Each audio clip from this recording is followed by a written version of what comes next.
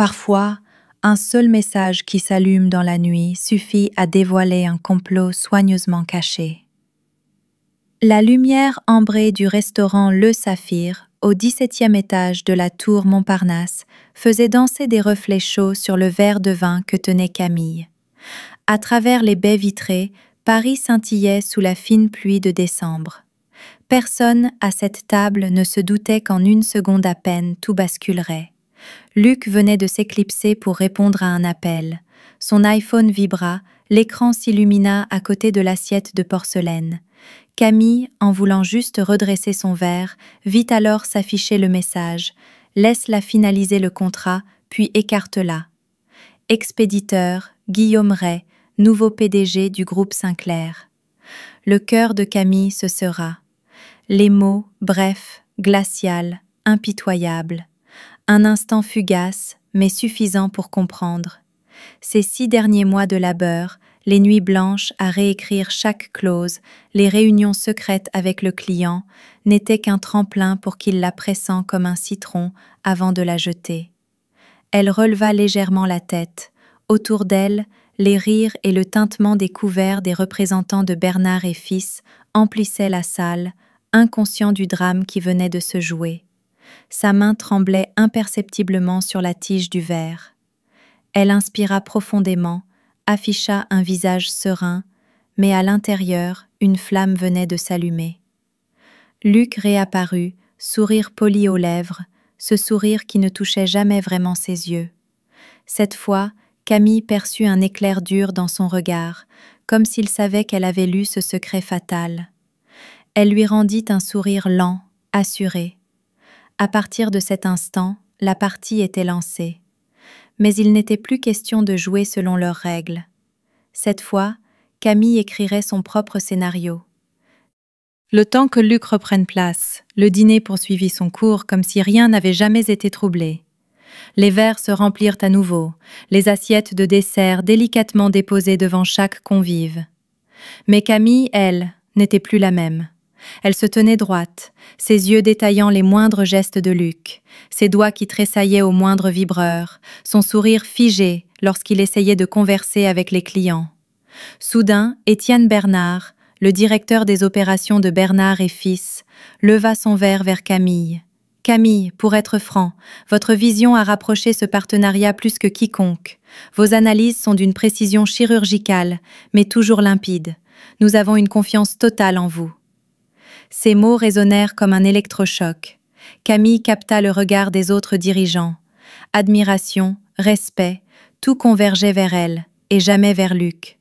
Luc força un petit rire, levant son verre pour masquer la colère qui assombrissait déjà son regard.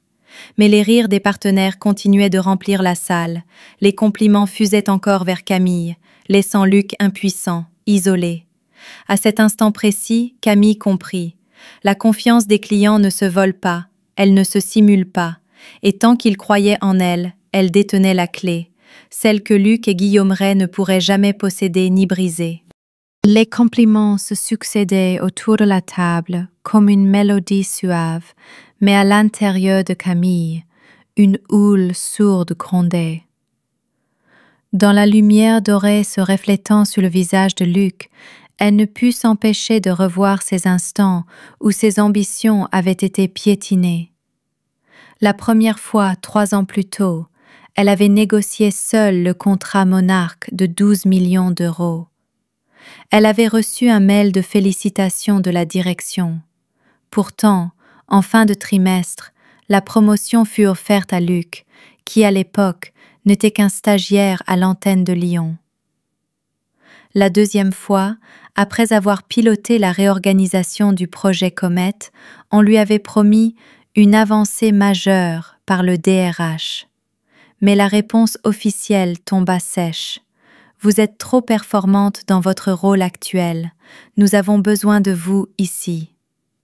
La troisième fois, il y a seulement 6 mois, Camille avait peaufiné sa candidature, rassemblé des recommandations, mené 2 projets stratégiques. Et pourtant, sur la liste des nominations, son nom avait disparu. Des murmures dans les couloirs l'avaient informée. Camille est trop indépendante. une femme qui n'a besoin de personne est difficile à contrôler. Chaque souvenir ravivait en elle une douleur ancienne, mais cette fois, elle ne la laissa pas l'écraser.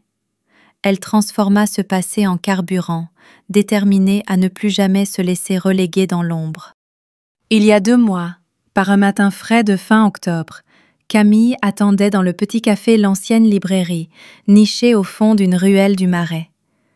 L'odeur des croissants chauds se mêlait à celle du café arabica, comme suspendant le temps. Étienne Bernard entra, manches de chemise relevées, cheveux poivre et sel soigneusement coiffés. Il alla droit au but. À peine assis, il planta son regard dans celui de Camille, sa voix grave mais assurée. « Camille, je ne veux pas vous faire perdre votre temps. Je sais que les rapports stratégiques signés par Luc sont en réalité de votre plume. J'ai observé vos négociations, vos anticipations des risques. Et je suis persuadée que vous seul comprenez la portée de ce projet. » Camille serra la tasse en porcelaine entre ses mains, mais la chaleur ne parvenait pas à apaiser la tempête qui grondait en elle. Étienne se pencha légèrement, baissant le ton. « Si un jour vous décidez de partir pour bâtir quelque chose qui vous appartient, Bernard et Fils sera votre premier investisseur. » Elle déglutit, levant les yeux vers lui. À cet instant, le brouhaha du café, le tintement des cuillères, la pluie fine contre les vitres, tout s'effaça. Ne restait que cette phrase, résonnant comme une graine semée. Un jour. Et Camille comprit que cette graine finirait par germer. Après la rencontre avec Étienne, Camille regagna son petit appartement de la rue des Archives, où les nuits parisiennes semblaient anormalement silencieuses. La lumière jaune se projetait sur les murs en pierre grise, illuminant son visage, déterminé mais encore traversé de doutes. Nuit après nuit, alors que la ville s'endormait, Camille restait assise devant son vieux laptop, déchiffrant chaque article sur la structure juridique des entreprises, les règles fiscales, les licences nécessaires. Chaque ligne, austère et technique, ne faisait qu'alimenter sa détermination. Une semaine plus tard, elle retrouva Adrien Lefebvre, l'avocat qui avait quitté Sinclair par dégoût des principes éthiques à géométrie variable de l'entreprise. Dans un bureau discret du quartier latin, Adrien haussa simplement un sourcil quand Camille exposa son projet. « Vous voulez une société étanche, impossible à relier à Sinclair ?» Camille hocha la tête. « Je la veux propre et entièrement à moi. » Adrien esquissa un léger sourire. On l'appellera Rivière et Rousseau. Assez neutre, suffisamment unique, personne ne pourra soupçonner. Le jour où Rivière et Rousseau SARL fut officiellement enregistré, Camille resta un long moment sur le Pont-Neuf, le vent de la Seine jouant dans ses cheveux. Dans cette ville qui l'avait souvent étouffée, quelque chose lui appartenait enfin, pour la toute première fois. Dans les jours qui suivirent, Camille continua à se présenter au siège de Sinclair comme si de rien n'était. Son visage était serein, sa voix parfaitement professionnelle. Personne, pas même Luc, ne soupçonnait que chaque pas qu'elle faisait partie d'un plan minutieux.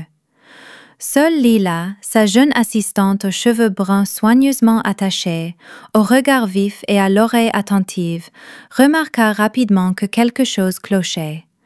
Un soir tard, alors que seule elle deux restait dans le bureau baignée de la lumière crue des néons, Lila surprit Camille en train de fixer les journaux de sauvegarde du serveur, ses doigts pianotant nerveusement sur le bureau.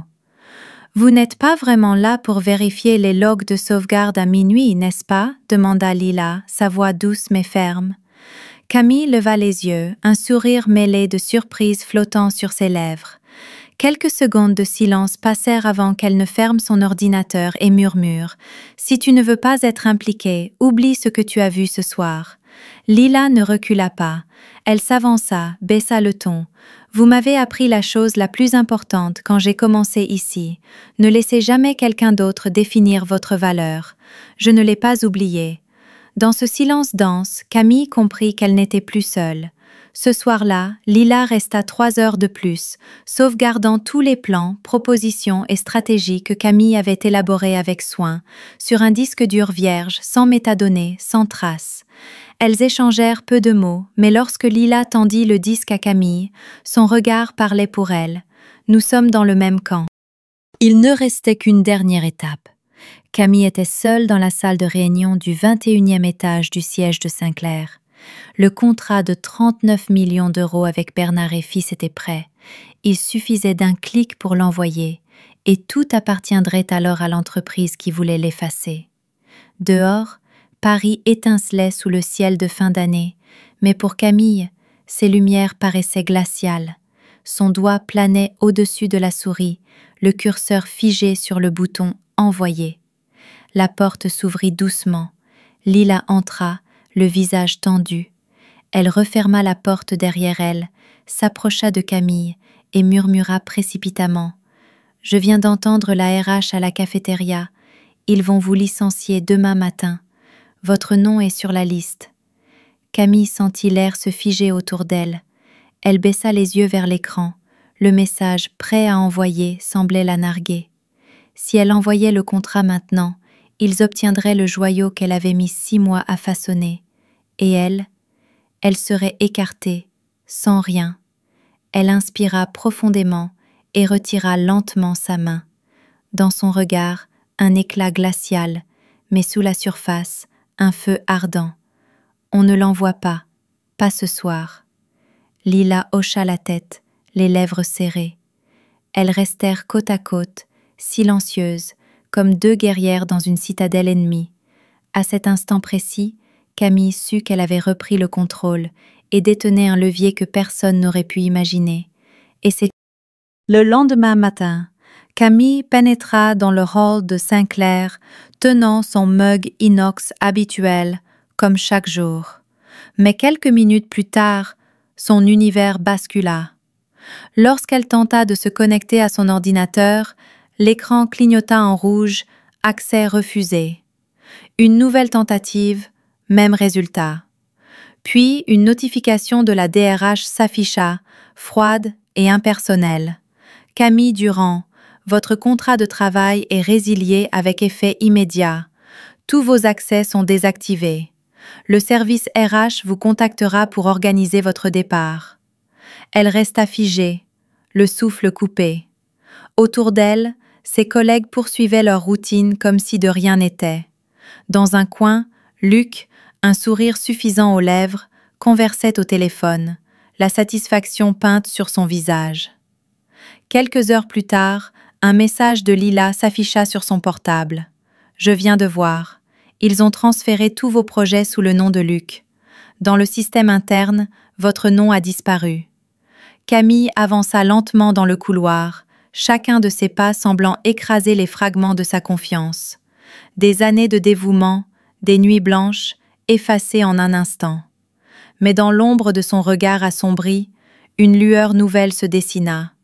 Ils pouvaient la rayer de leurs fichiers, mais jamais de l'esprit de ceux qui savaient ce qu'elle avait vraiment construit. Ce soir-là, l'appartement de Camille, rue des Archives, baignait dans un silence presque irréel. La lueur des lampadaires filtrait à travers les vitres, projetant des ombres mouvantes au plafond. Camille restait immobile devant son ordinateur portable, la main crispée sur la souris. Le téléphone sonna, le nom s'afficha. Maman. Sa voix, douce et grave, résonna comme un refuge au cœur de la tempête.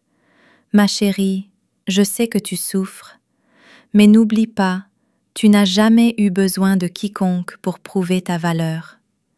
Une larme glissa sur la joue de Camille. Après avoir raccroché, elle rouvrit sa boîte mail. La lumière bleutée de l'écran illumina son visage lorsque l'email d'Étienne apparut. Camille, Bernard et Fils est prêt à vous suivre si vous vous lancez. N'hésitez pas. Son cœur se mit à battre plus fort, comme ranimé. Elle inspira profondément, ouvrit le contrat de 39 millions d'euros.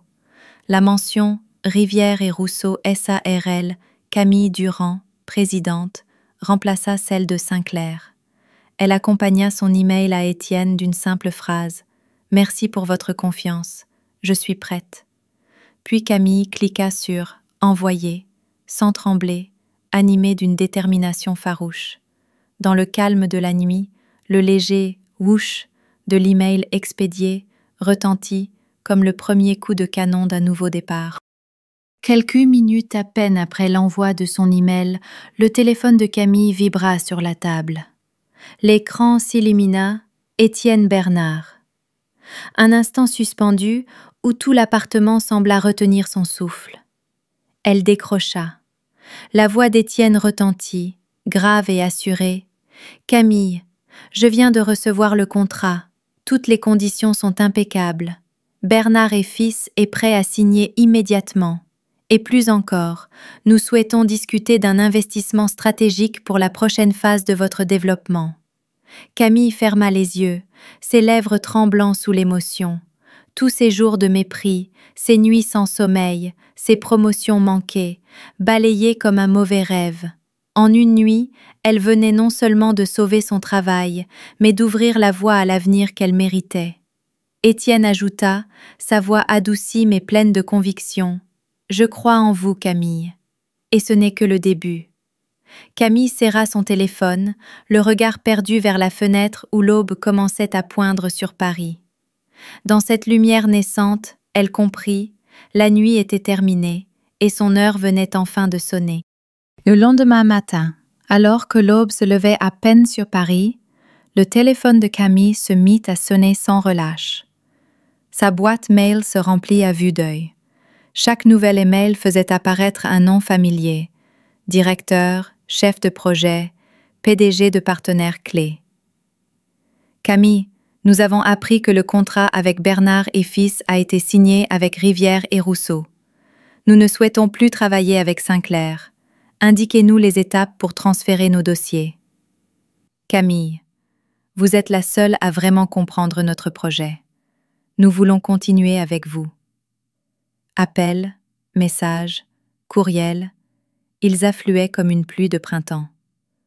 En une seule matinée, plus de 5 clients majeurs confirmèrent leur intention de transférer la totalité de leur contrat chez Rivière et Rousseau, sans même discuter des conditions.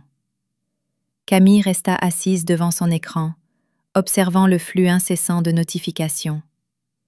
Mais au lieu d'être submergée, elle ressentit un calme profond. Pour la première fois, elle voyait la confiance qu'elle avait patiemment semée éclore sous ses yeux, en un succès indéniable. Et au siège de Sinclair, Luc commençait à comprendre. Perdre Camille, ce n'était pas seulement perdre une employée, c'était perdre l'avenir même de leur entreprise. Au siège de Sinclair, ce matin-là n'avait plus rien d'ordinaire. Une atmosphère de panique planait sur chaque étage. Le service communication convoqua une réunion d'urgence. Les employés couraient dans les couloirs, des dossiers en main avec la dernière actualité. Bernard et Fils signent un contrat historique avec Rivière et Rousseau, société fondée par l'ancienne stratège de Sinclair. Luc, affalé dans la salle de conférence, tenait une tasse de café refroidie depuis longtemps. Chaque nouvelle notification tombait comme un coup de massue. Le client A se retire. Le client B exige la résiliation. Le téléphone sonnait sans cesse, mais chaque appel n'avait qu'une question. Où est Camille? Le responsable communication, livide, souffla. On ne contrôle plus rien. L'info s'est répandue partout. C'est hors de notre portée. Luc frappa la table d'un geste brutal, la panique se lisant dans ses yeux. Lui qui croyait qu'en écartant Camille, il récolterait seul les lauriers, comprit enfin qu'elle était, en réalité, le cœur battant de tout ce qu'ils avaient bâti. Cet après-midi-là, un coursier se présenta à la porte du nouveau bureau de Camille. Il tendit une grande enveloppe scellée, frappée du cachet de Sinclair. À l'intérieur, un document épais.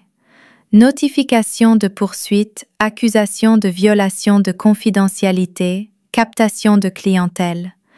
Camille parcourut chaque ligne, un frisson glacé la traversant. Pourtant, au lieu de céder à la peur, elle esquissa un sourire et composa aussitôt le numéro d'Adrien. Dans son bureau baigné par la lumière du soir, Adrien était assis, jambes croisées, lunettes glissant sur le nez, et dit d'une voix calme « Camille, Ils viennent de se tirer une balle dans le pied. » Elle fronça les sourcils. « Tu es sûr ?» Adrien leva un vieux dossier, feuilletant les pages signées. « Voici votre contrat avec Sinclair. Ils ne vous ont jamais embauché comme salarié, seulement sous un contrat de consultante pour éviter de payer des charges. Cela signifie que vous n'êtes soumise à aucune clause restrictive. S'ils poursuivent, ils exposeront eux-mêmes leurs manquements aux obligations sociales. » Camille expira, soulagée, un éclat de mépris brillant dans son regard. Ils avaient cru qu'un contrat précaire la tiendrait sous leur coupe, sans imaginer qu'il deviendrait leur talon d'Achille. Dans les jours qui suivirent, Camille ne fit aucune déclaration. Pas de conférence de presse, pas de démenti, pas le moindre mot public sur la plainte. Elle se concentra uniquement sur ses rendez-vous clients, répondant à chaque email, finalisant les transferts que les partenaires eux-mêmes sollicitaient. Pendant ce temps, chez Sinclair, la confusion régnait. Le service communication enchaînait les réunions de crise, tandis que les forums du secteur s'enflammaient. Que s'est-il passé avec Camille Durand? Et l'absence de réaction de Camille devint la réponse la plus éloquente. Elle n'avait pas besoin de crier pour se défendre. Les chiffres et la fuite massive des clients étaient des preuves irréfutables. Elle seule détenait la clé de leur réussite. Chaque matin, Camille s'installait dans son bureau de Rivière et Rousseau, la lumière de Paris filtrant par la fenêtre, le téléphone vibrant sans relâche, non pour un scandale, mais pour de nouvelles opportunités. Et dans ce silence maîtrisé, elle comprenait. La vraie reconnaissance ne vient pas des discours, mais des résultats qu'on ne peut contester. Une semaine plus tard, la presse économique française affichait à la une. Bernard et Fils signent un accord de 39 millions d'euros avec Rivière et Rousseau, la nouvelle étoile de la tech. Aucun article ne mentionnait Sinclair, pas un mot sur Luc ou Guillaume Rey. Seul le nom de Camille Durand et celui de sa jeune société s'étalaient en lettres capitales dans les Échos, Le Monde ou Challenge. Les médias la célébraient comme un modèle de résilience et de brio. Les analyses soulignaient son sens aigu de la négociation, sa capacité unique à instaurer la confiance et son leadership audacieux. Le matin où elle lut ces articles, Camille resta assise près de la fenêtre, une tasse de café tiède entre les mains. Elle ne laissa pas éclater un grand sourire. Elle ferma simplement les yeux, laissant la brise matinale de Paris caresser ses cheveux, car après tout ce qu'elle avait toujours désiré n'était pas la gloire tapageuse, mais la reconnaissance authentique, et aujourd'hui, elle la tenait enfin. Le jour où Camille emménagea officiellement dans les nouveaux locaux de Rivière et Rousseau, la lumière oblique du matin parisien baignait le bureau encore imprégné d'odeurs de peinture fraîche. Sur le mur immaculé, elle accrocha un petit cadre en bois contenant le message qui avait tout déclenché. Laisse-la finaliser le contrat, puis écarte-la. Chaque matin, avant de se mettre au travail, Camille effleurait doucement le cadre, comme un rituel. Il n'y avait plus de douleur, seulement un rappel. Cet instant censé la briser fut celui qui lui permit de s'élever. Quand clients et partenaires visitaient son bureau, il s'arrêtait souvent, intrigué, devant ce cadre énigmatique et demandait sa signification. Camille se contentait de sourire. C'est la raison pour laquelle je suis ici aujourd'hui. Ce message encadré devint le symbole de sa renaissance, la preuve éclatante que même la trahison la plus amère peut se transformer en tremplin pour qui ose se relever. Le premier matin où Camille prit place officiellement dans son nouveau bureau, Paris frissonnait encore sous le ciel printanier. Un léger coup frappé à la porte retentit. En l'ouvrant, Camille découvrit sa mère, un sachet de madeleine encore tiède à la main, son visage rayonnant d'une fierté discrète. Sa mère entra, balayant la pièce du regard, le bureau en chêne choisi par Camille, le petit olivier près de la fenêtre, et le cadre du fameux message accroché au mur. Son regard s'arrêta sur le cadre, puis se posa sur Camille, douce mais ferme. « Ma fille, Ils ne t'ont pas licencié, ils t'ont libéré. Camille resta figée. Ces mots résonnèrent en elle comme une cloche qui dissipait ses derniers doutes. À cet instant, elle comprit qu'elle s'était affranchie de toutes les chaînes, qu'elle n'aurait plus jamais besoin de qui que ce soit pour définir sa valeur. Dehors, Paris grouillait comme toujours, mais dans ce bureau baigné de lumière matinale, Camille savait qu'elle tenait enfin, pour la première fois, les rênes de son avenir.